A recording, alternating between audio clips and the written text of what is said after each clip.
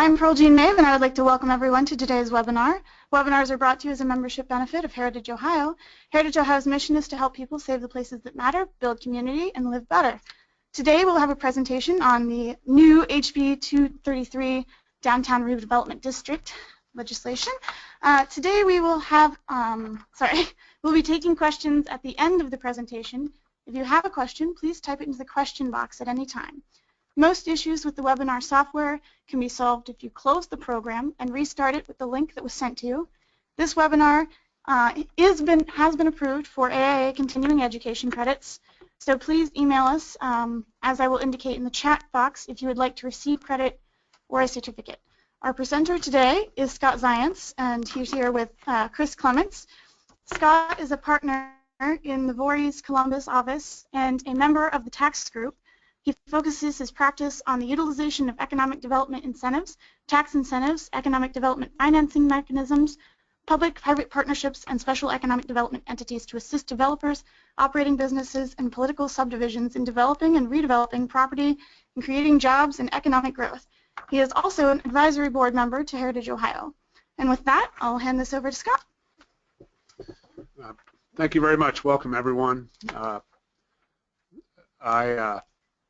Happy to present this seminar, and I'm happy to take questions at the end. Obviously, submit them as we go along. I'm sorry I can't see you in person, but let's work through this and have fun today. So, I'm going to summarize downtown redevelopment districts. There is a lot to discuss on this topic, a lot more than we could cover in an hour. I'm going to get some generalities. I invite, again, questions at the end, but ultimately this is going to be a new tool that we all learn to work with over the next year and over the long term. So let's go over some of the basics. So House Bill 233 was approved by the General Assembly and signed by the Governor just within the past month or so. It allows for the creation of downtown redevelopment districts and innovation districts, which would be within downtown renovation districts or DRDs. First, before we go into the details, I want to acknowledge Representative Kirk Schuring. Representative Schuring was the primary author of Senate Bill 233, and for Heritage Ohio members, you know that he has long been the champion of and the primary author of the state historic tax credit. So this is part of really his vision for further downtown redevelopment and historic preservation. So what DRDs are is they're really just a special kind of TIF. With the neat thing about DRDs is that you can use the TIF service payments from the DRDs for a wider range of use than traditional TIF payments.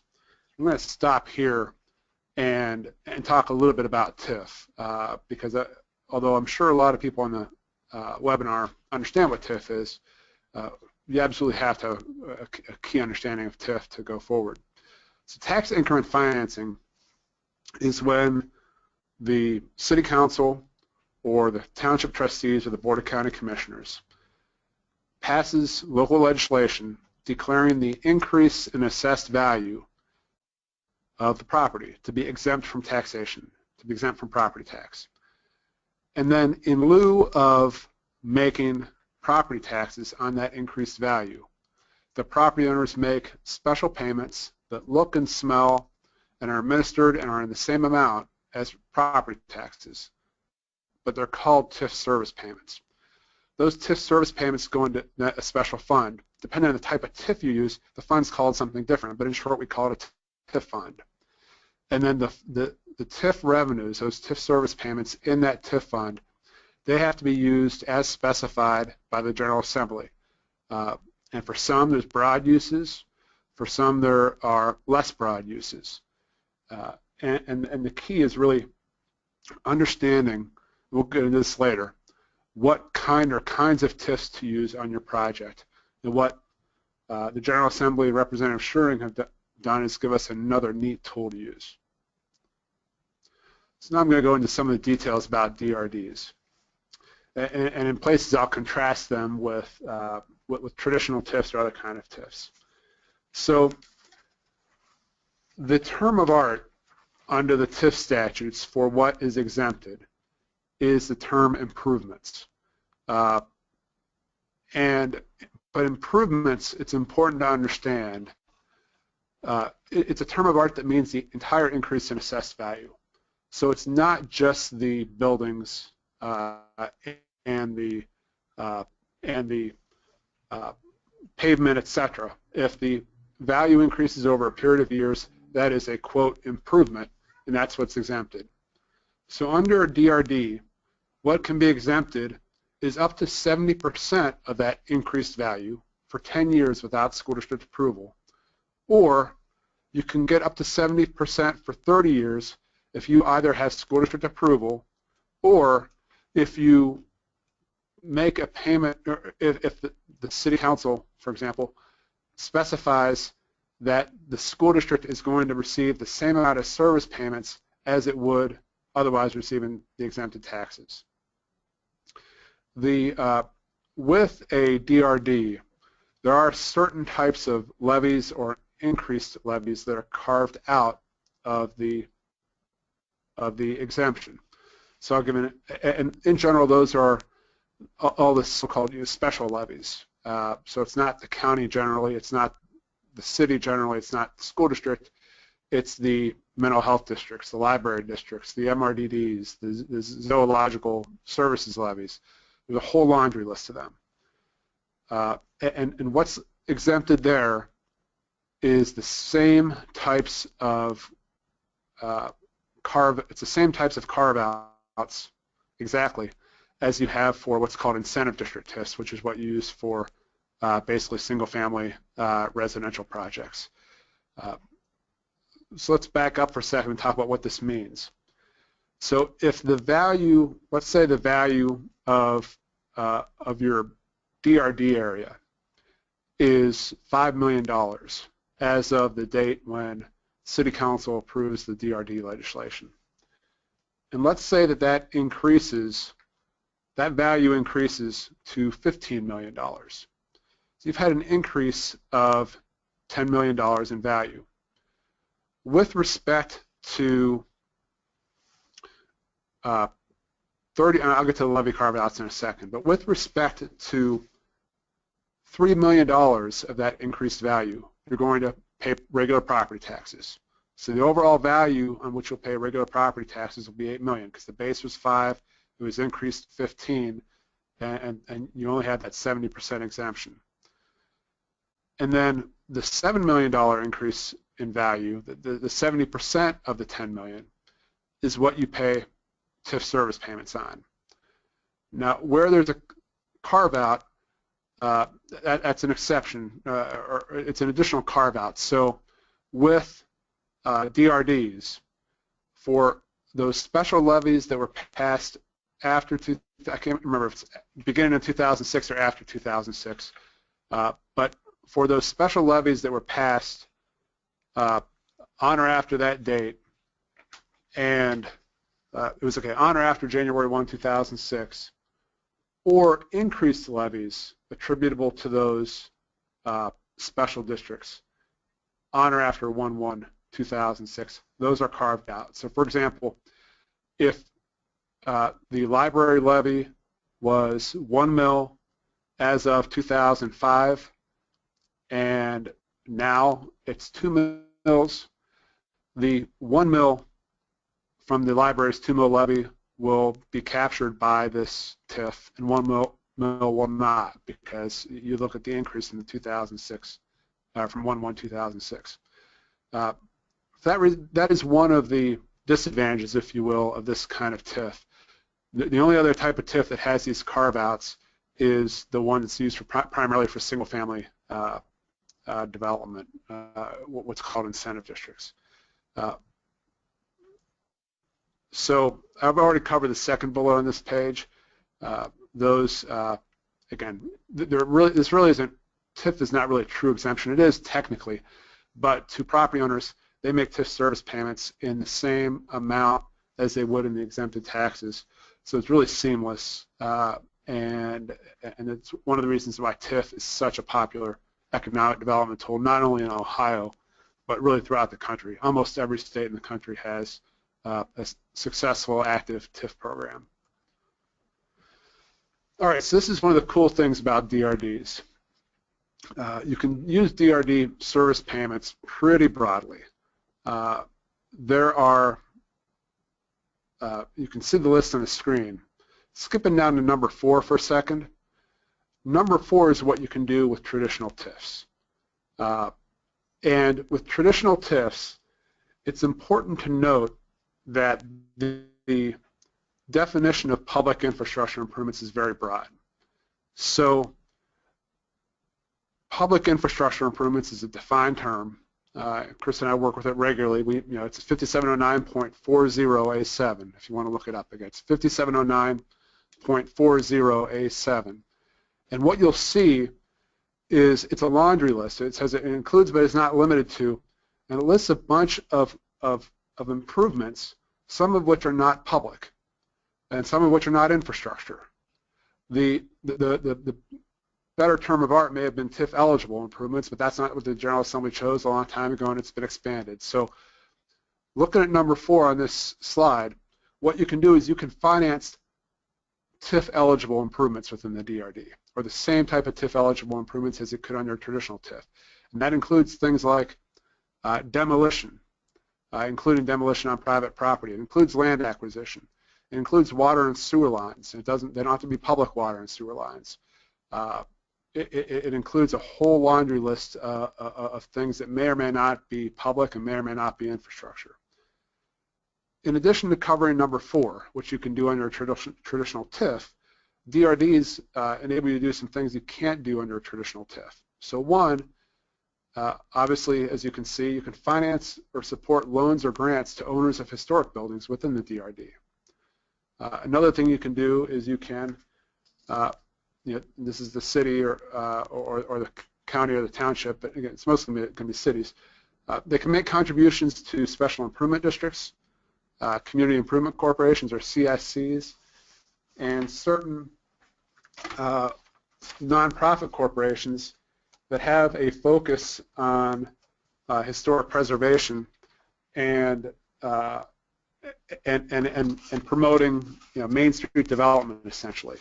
So I'm aware of at least one situation where folks are thinking about using this as a tool to generate funds to pay for their Main Street program, which promotes the downtown area, enhances economic development, and it really helps to create a rising tide. You can see from this indication only 20% of the TIF revenues can be used for those types of contributions for anything under number 2. A third thing you can do is you can finance or support loans, so not grants, but loans to owners of any buildings located within the DRD. They don't have to be historic buildings. And then we've covered 4. The 5th thing you can do is you can finance or support loans or grants to qualified businesses, and you can see a term of art, or businesses that support qualified businesses within an incentive district. We'll cover that in a little bit, but it's essentially a number of different kinds of businesses, IT-type businesses, et cetera. Again, they have to be within the incentive district, or within the innovation district. And again, we'll get to that in a second. But you can see where this could be used as a tool, for example, to support business incubators. And I envision that happening in some downtown districts because I know of one that has an incubator in it and might love this tool. So what's the purpose of a DRD? The General Assembly has said that DRDs must be created for the purpose of these 3 things. It's an and, so it's really all 3. Promoting rehab of historic buildings, creating jobs, and encouraging economic development in either commercial areas or mixed-use commercial and residential areas. It cannot be used for just residential. But again, that's common sense. This is Downtown Redevelopment District. It's not housing subdivision districts. So here's some of the key characteristics that you must have in order to qualify as a DRD. First, the area must be enclosed by a continuous boundary of not more than 10 acres. Now, note that there's nothing that prevents you from forming a number of DRDs in a community. Each DRD has to meet these characteristics, but if your downtown area that you want to incent is 35 acres, create 4 of them. And it's perfectly valid so long as you meet all these requirements. Another one is that the area must include a historic building that is being or will be rehabilitated. An historic building, by the way, it's defined with reference to the Ohio Historic Tax Credit section, which really defers to the federal code for the most part. The area must not be used exclusively for residential purposes. We've already covered that. And here's a key one, and this is a really, really important one if you're thinking about forming a DRD. In fact, I just had a very recent conversation, and this is one of the first things that we identify we need to do. The area cannot include any parcel that has been previously exempted by a DRD, which obviously isn't going to happen right now. A 570940 TIF, that's the most traditional kind of TIF, or a 41 TIF. Some people call it a .41 TIF or an urban redevelopment TIF. This is really critical because in a lot of cities, they've essentially TIF'd a large portion of their downtown. So this, you're going to have to, that's a fundamental threshold point. If you're looking at forming a DRD, you just need to figure this out. And if one of these tools has already been used, you're out of luck. You can look at another tool. So once you identify an area, then again, as we've noted, the local legislation must be passed an ordinance, and that's to specify a few things: the boundaries of the DRD, the parcel number of each parcel in the DRD, the parcel number that the parcel that includes a historic building that is being or will be rehabbed, the life of the DRD, and the fifth one is something we don't see for the most part with other kinds of TIFs. Well, we don't see it all with other kinds of TIFs generally. An economic development plan, and the economic development plan, you know, that's a requirement that is. It has to specify a number of things. You have to have a statement describing the principal purposes and goals to be served by creating the district. The second one's an interesting one, an explanation of how the city is going to collaborate with businesses and property owners to develop strategies for achieving purposes and goals. So it's going to force a conversation, or at least if it doesn't force a conversation, someone's going to be making something up, and hopefully it's going to force a conversation. And then finally, you have to have this plan for using the service payments to create economic development and job creation. So it's neat. You know, the General Assembly really took a thoughtful approach in wanting to make sure this tool was really used well and thoughtfully. So let's talk about an innovation district. If you went back, going back a few slides here, it's number 5. We can use these DRD service payments to finance or support loans or grants to qualified businesses or businesses that support qualified businesses within an innovation district. So, okay, so what's an innovation district? You can create an innovation district within a DRD for the purpose of attracting and facilitating the growth of qualified businesses. And here you can see what the qualified businesses are, what they have to involve. So it's a number of sort of sexy type businesses, you know, the types of businesses that communities often want to attract to their downtowns, and they might want to be downtown because of the cool spaces and the history and the other types of supportive businesses that you'll see in a downtown area, whether it's a large one or a small one. So what are the innovation district characteristics? Again, the first one's maybe obvious. It has to be completely within an existing or proposed downtown redevelopment district. You need a continuous boundary, and then you have to have this high-speed broadband network. And I don't know what that means, but I'm sure some of your technical people in town could explain what the what that speed is and how significant that is. So creating an innovation district, this is, again, none of this is surprising. The ordinance has to specify the boundaries, the parcel number of each parcel, and then you have to have an economic development plan for the innovation district. Again, this one of the purposes of this statute, this new type of TIF, is to force conversations, public-private partnerships, and really striving creatively to create downtown development. The life of the innovation district, not surprisingly, is identical to the life of the DRD in which it's located. So I've gone pretty fast because I wanted to get to the last several slides, on which I'm going to take quite a while and add a number of editorial comments. So DRDs are a great new tool. But they should be used in the context of the existing tools. And another way to look at them is ingredients. I mean, people could do downtown redevelopment before DRDs existed, and we've been doing downtown redevelopment. But having a DRD gives us another tool, and what we can do is use those TIF service payments more creatively than you can for a lot of other kinds of TIFs. So now I'm going to talk about what putting the pieces together might look like. So there's this is sort of like making a recipe or putting something together using one of those books that tells you how to fix your toilet or whatever.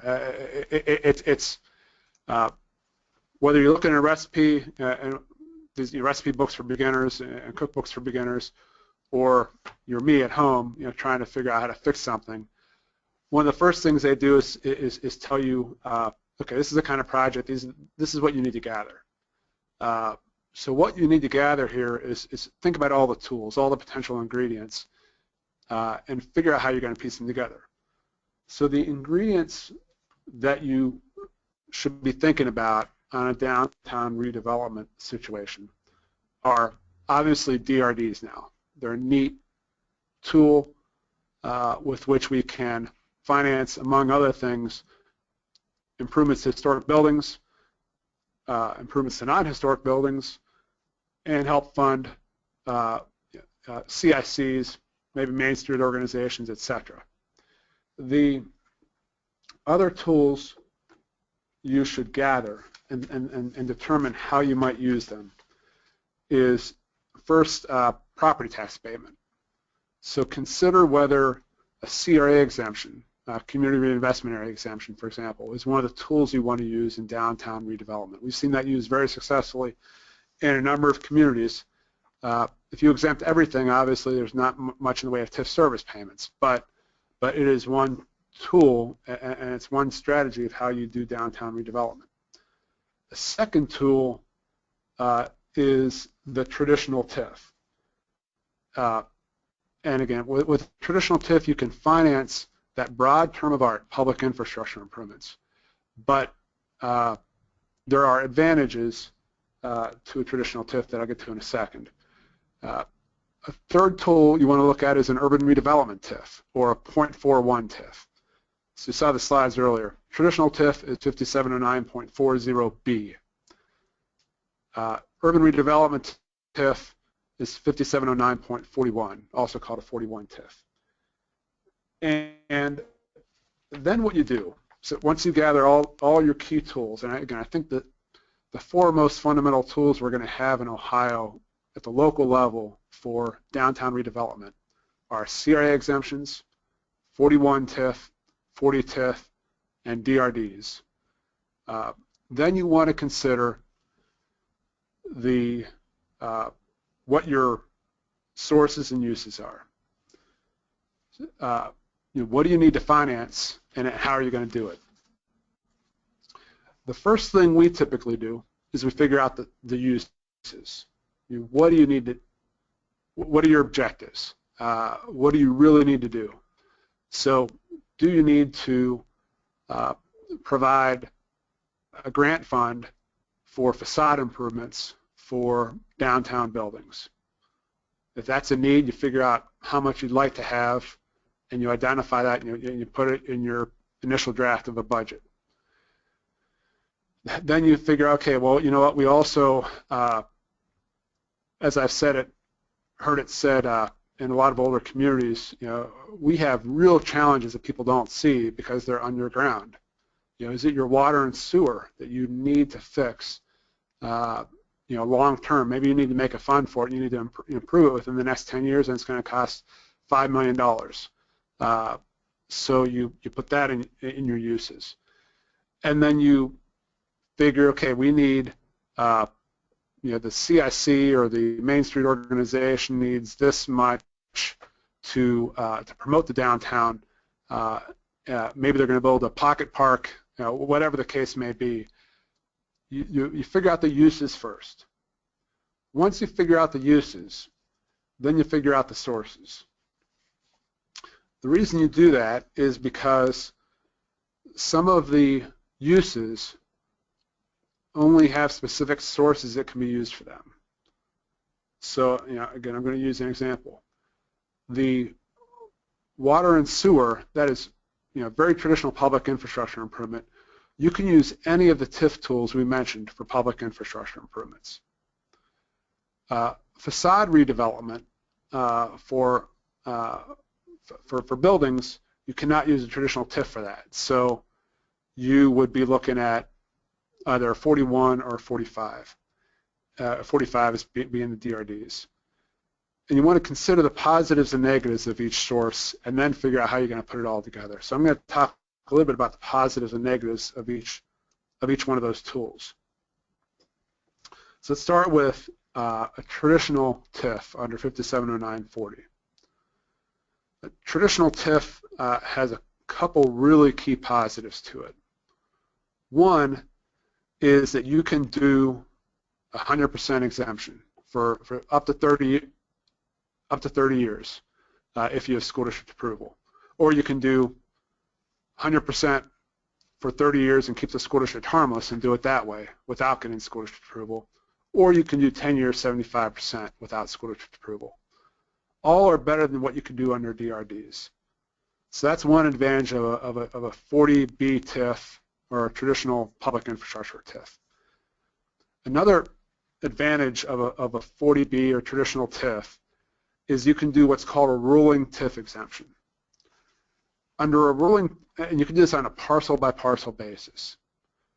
So what some communities have done is they have formed a large TIF area around their downtowns, and they've specified in that TIF legislation that the 30-year clock starts for each parcel whenever there's an increase in assessed value of X. They figure out what X is going to be, or they might put an out year, no later than tax year 2025, and that way you're not wasting any years of the exemption on years where there's little value increase.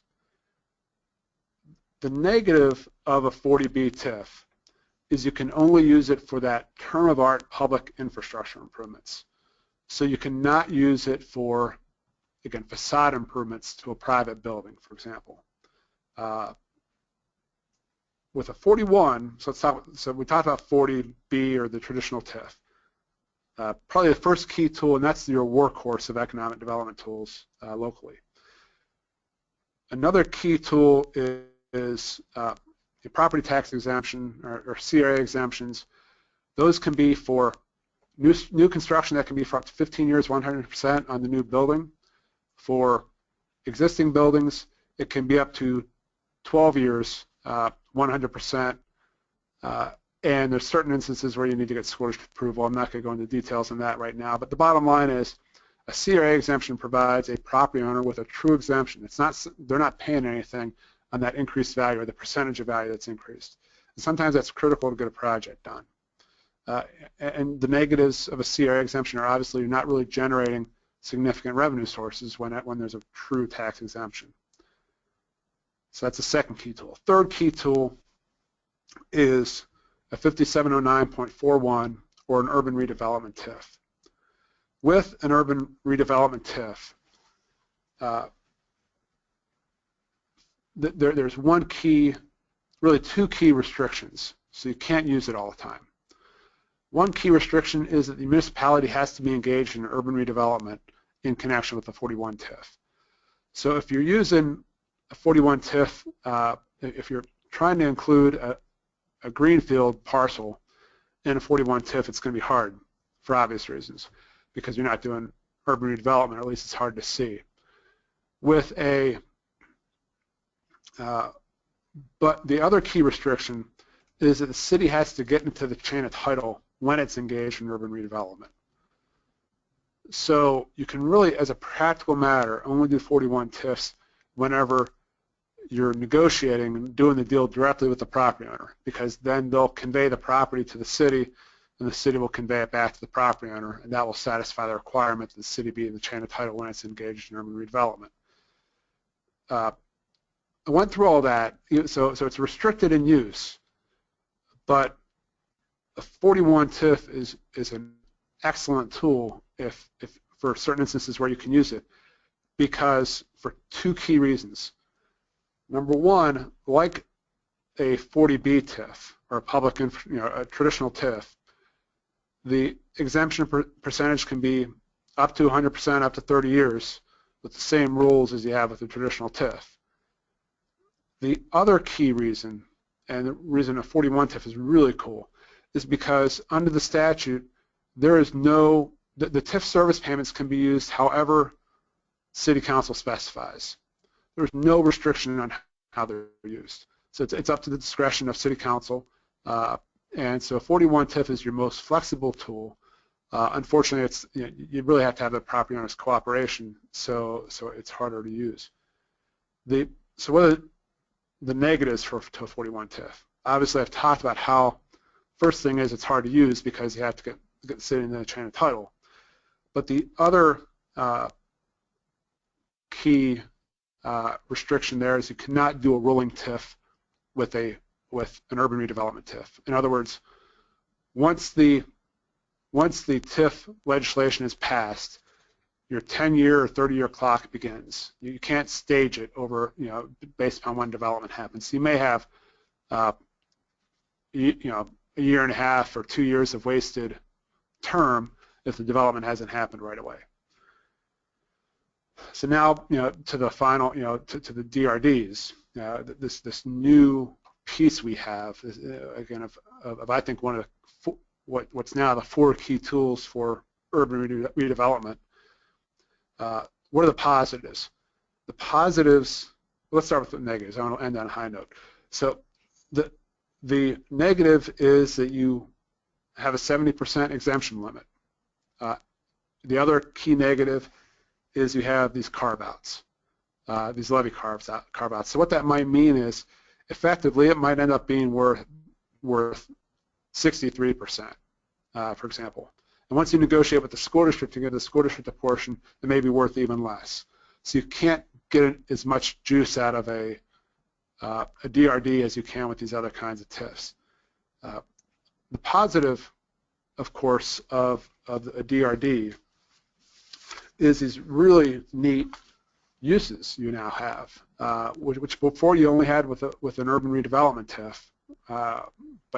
But now you can take TIF service payments under DRD from Parcel A and use those to, and actually you can do it from parcels A through W. You can take those TIF service payments and use it on something that's going to benefit all the parcels, or you can use it on a project on parcels Y and Z. It's a great tool to generate TIF service payments to be used for all these cool service payment uses. So you can't do essentially 1, 2, 3, and 5. You can't do directly through a traditional TIF. You can do some creative things because of the definition of public infrastructure improvements, but you can't do 1, 2, 3, and 5 under a traditional TIF. You can only do them under an urban redevelopment TIF, where the city has to get in the chain of title for that parcel, or for a DRD. So what might an example be for how this is all put together? So, it's important to note, and I hope you all gathered this, that there's no one-size-fits-all. This is just one example. Again, literally just within the past couple days, I had a meeting where we were looking at a broad area and thinking that we would probably use in that broad area maybe 3 different kinds of TIFs, because you have different objectives in different areas, and you have to figure out what works in your community. So here's one example of how it could work in a community. So you could have parcels that are controlled by, so if you have a cooperative property owner that's undertaking a key renovation project, that's where, number one, you might want to use property tax abatement, because they might be undertaking some type of a project that's really going to move the needle. It's going to be a catalyst for additional development. And so you want to give some type of true abatement, if you will. So there you might give, let's say they have an existing building. You can give them a 12-year 100% CRA exemption on the increase in value, from their remodeling or from their renovation. The other thing you'd want to do in this type of situation, again, typically where you have a cooperative property owner, you'll want to use an urban redevelopment TIF, in other words, a 41 TIF. So here, what you might want to do is have it be for 30 years, 100%, with a negotiated payment in lieu of tax to the schools. That TIF exemption will be subordinate to the CRA exemption. So for the first 12 years, to the extent there's an increase in value on that building, that's going to be exempted under the CRA exemption, and the property owner is not going to pay TIF service payments with respect to that increase. But to the extent the land value increases, so you still want the TIF exemption in place, though, because if the land value increases, you can't exempt that under CRA, so that's going to get covered by the TIF. And then once that 12-year exemption rolls off, all of that increased value is going to be part of that TIF for the next 18 years. I've noted the key things about a 41 TIF. You don't have any statutory limits on the use of the TIF payments. That's why you'd want that. And then for a project like this where you have a big tax exemption on the front end, it's hard to monetize. So instead of, you're probably not going to issue bonds. The community might enter into some type of reimbursement agreement with the owner. So they might help pay for some of the renovations to the property. The property owner might pay for some public infrastructure improvements even, and get reimbursed from the city, from the city with the 41 TIF revenues. Okay, so this is all part of the same project. So so part one is these parcels controlled by the cooperative owner. I'm envisioning using a CRA and a 41 TIF. And then let's say we create an 8-acre DRD. So we find an area where there's this historic building and it otherwise meets the qualifications. As we know, the maximum exemption percentage we can do is 70%. So we do 70%, 30-year DRD exemption. I call that TIF DRD because DRD is just a type of TIF. And here I envision TIF service payments being divided into 3 buckets. One, some revenues are going to the school district. Some school districts in some situations will approve a large TIF without requiring any payments in lieu if there's really a compelling reason, but usually you have to make a payment in lieu of tax to the school district to get them to agree to a 30-year deal. So here I'm envisioning some of the TIF service payments going to the school district, some of them going to, as a loan for owners of non-historic buildings. So again, maybe this is where you create a facade improvement plan. And some of the buildings are historic, some aren't. So for the non-historic buildings, you cannot give them a grant. So you can give them a low-interest loan. For the owners of historic buildings, you can give them grants. And obviously, there's other things you can do with the DRD service payments. I just kept it simple, but we could use the service payments to make contributions to the CIC that's promoting the area, or the Main Street organization, or the or you can create an innovation district, which we haven't even addressed here, and use it for funds for innovation district businesses. The final piece I have here is a 150-acre TIF incentive district. So, incentive districts can be for up to 300 acres. And where I see TIF incentive districts typically used is where you have a mixture of uses. So where you have single-family residential, unless it's blighted and you're an impacted city, you usually have to use a TIF incentive district. I often see incentive districts as non-school TIFs. In other words, the school gets its full portion. And those are often created to sort of fund a general pool of funds for long-term infrastructure improvements. So in this example, this is where I would envision the incentive district TIF generating that long-term pool of funds to pay for that underwater, hopefully not underwater, the underground, bad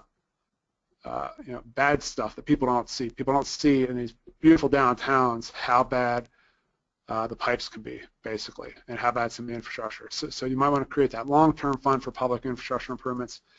I've seen this done very successfully, and I wouldn't blow any client confidences. They've allowed me to use the city of Bexley, for example, has created a large incentive district TIF and used it for a number of uses, including, again, those long-term public infrastructure improvements. Beautiful downtown Main Street, but they needed to address their underground infrastructure, and an incentive district TIF is what they use to help generate those funds to do it.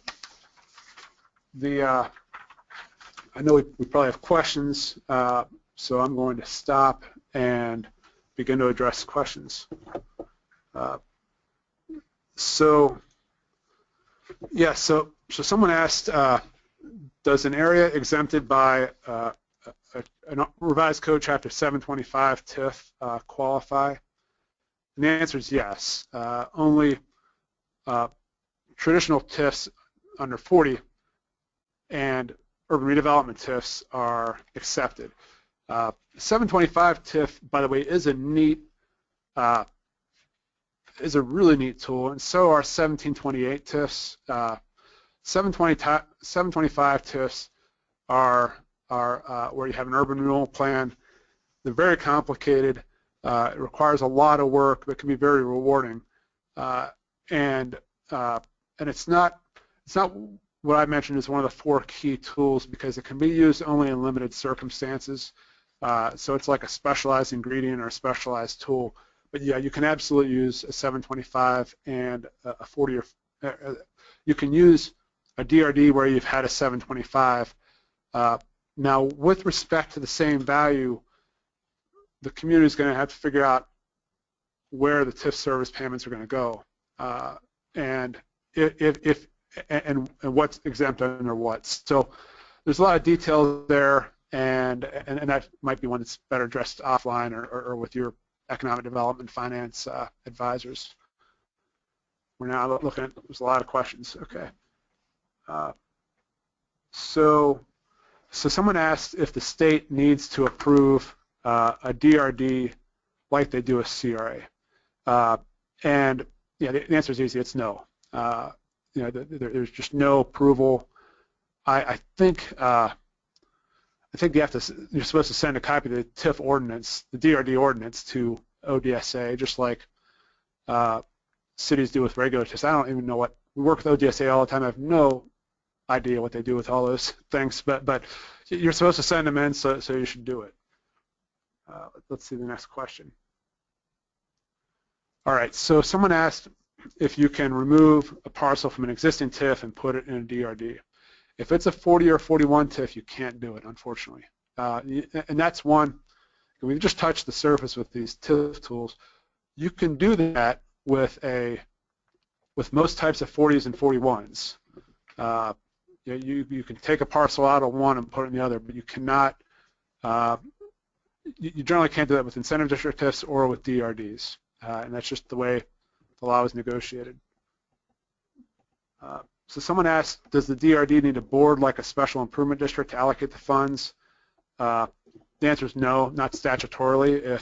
If it's a matter of public policy, the City Council wants to create some advisory board. Obviously, it's free to do that, but it's not required. Going through here, how do we define a historical building?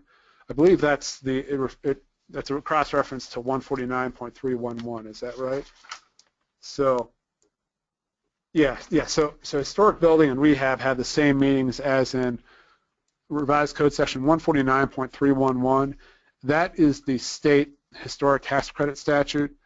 And in brief, that you may have heard me equivocate a little bit earlier on this point.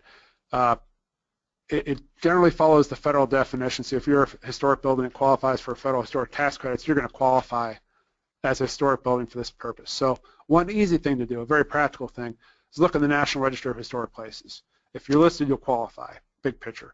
There's one other way to do it under the state historic tax credit program, having like a local designation, and that's not something that's done very often, so frankly I'd have to look that one up, but 149.311.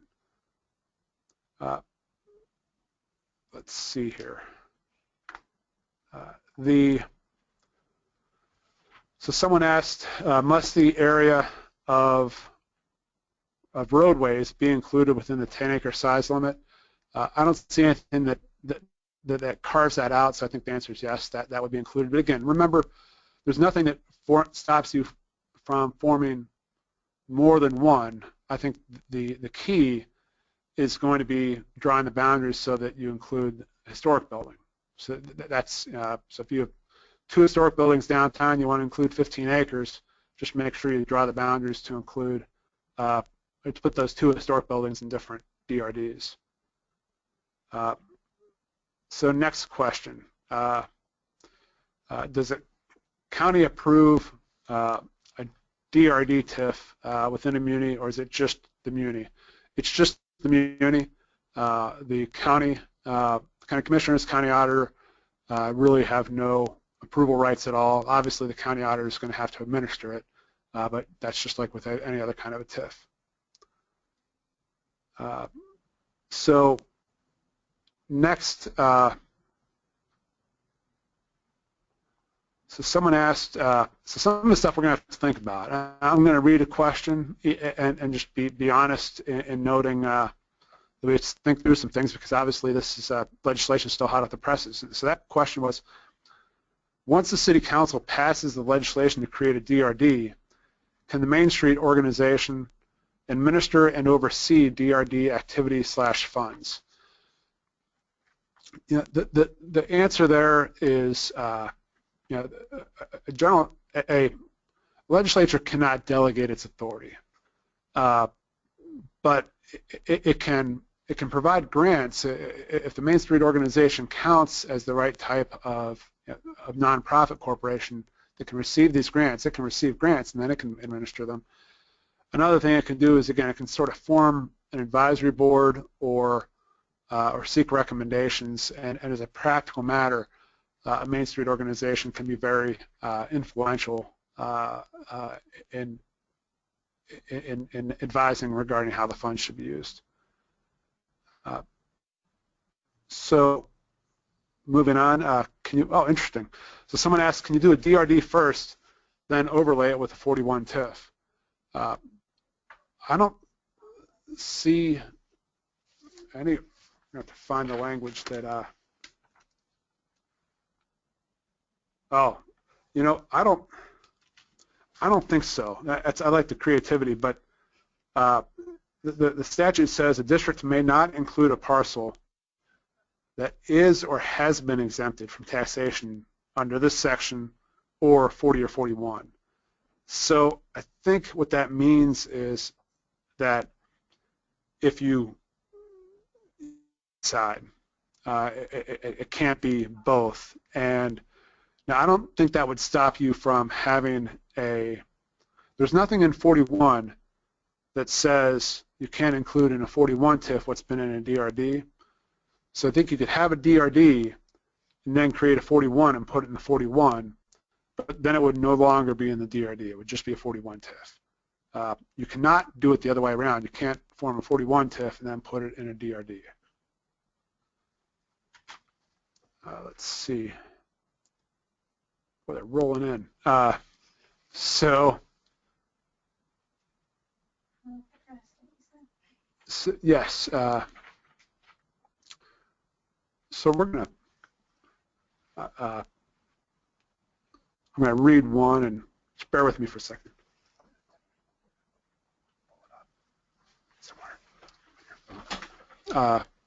So someone asked, so conceivably the DRD funds could be used as grants to create upper floor housing, which in turn would increase property values. Yeah, I mean, it's, again, for grants, remember, it has to be used for a,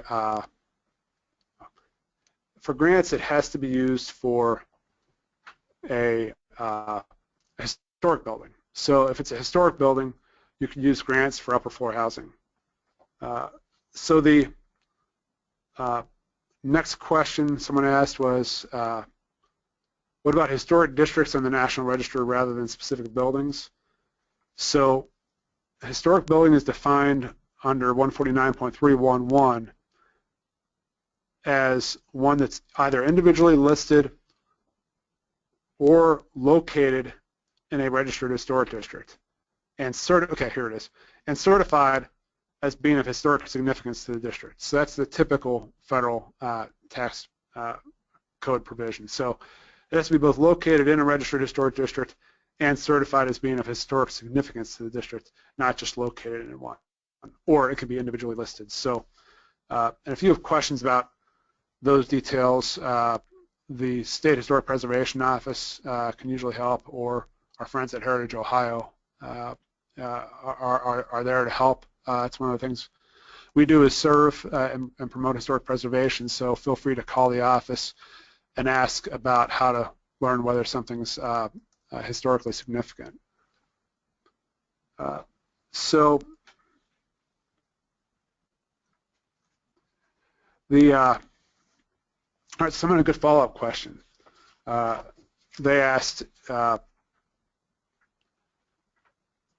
my response with respect to grants for upper floor housing, and they said that they thought that the TIF revenues could only be used for commercial uses.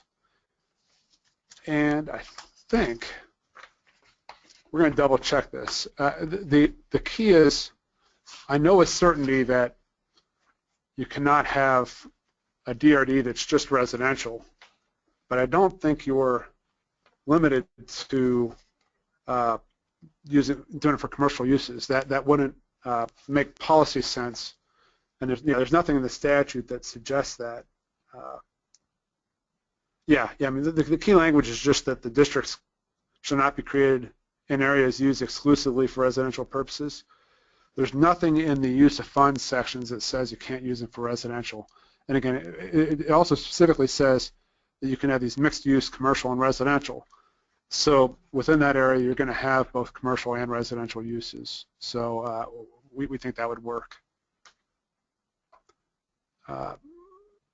So another question.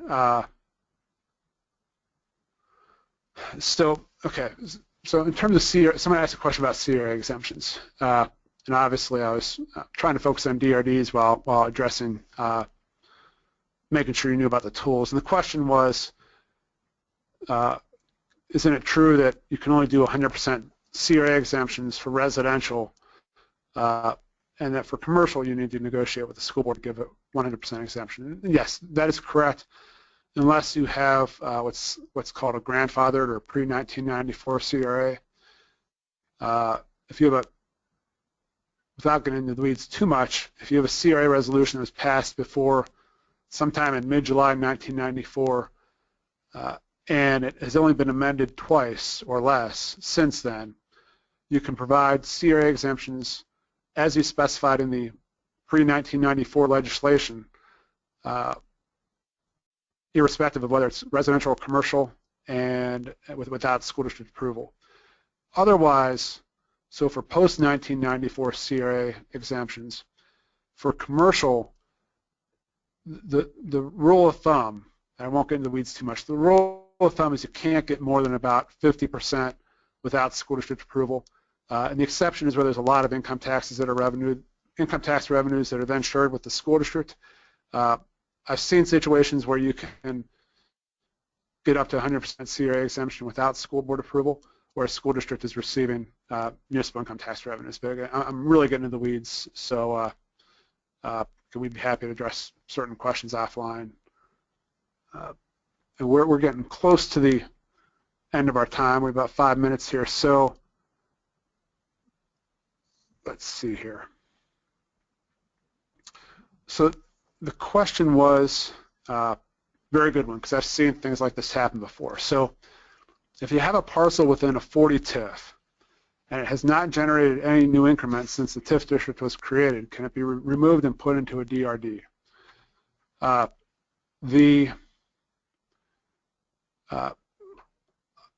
So I'm a lawyer. I can take that position, and it's arguable that you really haven't been in a TIF. A parcel really hasn't been in a TIF until the DTE Form 24 has been submitted and approved by the tax commissioner. So again, I'm getting into the weeds a little bit, but it's a good question. Once you create one, and it's a question that raised a good point for me to address in this presentation. Once you create a TIF, you're not done. In order to make sure that the TIF service payments are actually collected, and this is treated as TIF property, you have to file some paperwork with the county auditor, who then does his or her thing. County treasurer does his or her thing. It's forwarded to the Ohio Department of Taxation, and the Ohio Department of Taxation makes sure that all the I's have been dotted, all the T's have been crossed, and they issue something that's called a final determination that directs the county auditor to place the property in the exempt list and to treat it like TIF property. I think there's a really good argument that the property isn't, a parcel is not really in a TIF until it's been certified as being in a TIF, because you haven't used any TIF service payments from it, and it hasn't ever been on the exempt list. But the answer just isn't clear in the statute. The statute talks about whether it's been in a TIF, and it actually, Chris just pointed out to me, language says the district may not include a parcel that is or has been exempted from taxation under this section or 40 or 41. So actually, I think I'd argue to the person who asked that question, I think I'd argue you can take it out. I think that's a very specific language the General Assembly used. So I haven't checked with tax to make sure they interpret it the same way that we do, but I think that language is actually pretty clear. Let me see what else. So we had repeated question. Yes, someone asked again, are streets and public rights of ways included in the 10-acre calculation? The statute doesn't say they're not. So what I would do is, assuming we have the luxury, avoid the issue by creating multiple DRDs with multiple historic buildings. If we, we could always, and some of this stuff, if tax is going to be comfortable with the ambiguous issues, it's really whatever they'll approve. So if there's a close call, that's something where we usually talk to people. Someone asked about whether you can get a copy of our presentation. The answer is yes. What should we do? If you'd like a copy of the presentation, I'll be sending out an email tomorrow around the same time, and it will contain a link to the recording. If you'd like a copy of the slides, we have a PDF that we can send out. Just email me back and let me know, and we'll get it right out to you. All right. Well, I don't think we have any. Are we done, Pearl? Pearl Jen? Yeah, we're out of time. I would like to thank everyone, especially Scott and Chris, for doing this webinar with us. And thank you, everybody, for attending. For our calendar of upcoming events, including our future webinars, you can visit us at heritageohio.org. And for those of you, I know we had a lot of questions coming in. So for those of you who didn't get your question answered, We will try our best to get back with you, and you can always contact Chris or Scott. They've left their email here. So with that, thank you everyone, and have a great day.